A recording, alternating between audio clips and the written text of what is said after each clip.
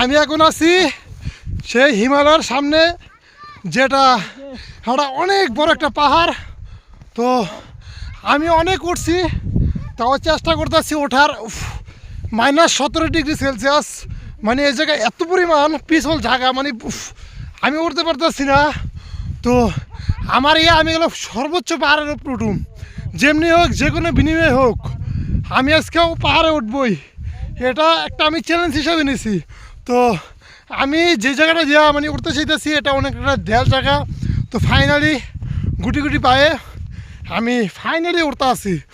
তো আপনারা দেখেন, এই যে -17 ডিগ্রি সেলসিয়াসের মধ্যে মানুষ কীভাবে জীবনযাপন করে, এটাই আমার মাথায় ধরে না। উফ, এই যে আমি এখন সবচাইতে পড়ে যাই। এই যে এটা হচ্ছে মানে একটা পাহাড়, এই যে এটা হচ্ছে পুরাটা একটা মরুভূমি। আর আমি এখন দাঁড়িয়ে আছি সবচাইতে একটা উঁচু জায়গা পাহাড়ের। এই যে আমার আশেপাশে যত ঘরবাড়ি দেখতেছেন, পুরাটা একদম বরফে ঢেকে গেছে গা। আর এই যে উফ, এই আস্তে দেখছেন আমার পাহাড়ের কী অবস্থা, সোজা নামছে এই দেন, মানে কি পরিমাণ উফ উফ।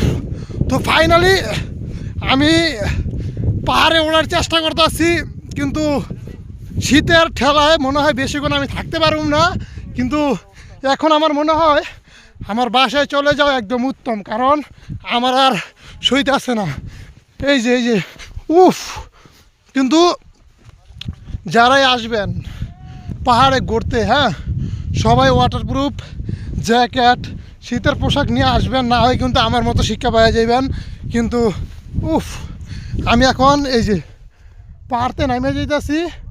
অনেকক্ষণ ছিলাম পাহাড়ে, কিন্তু এখন আর আমার শরীর চলতে আসছে না, হাত পা বন্ধ।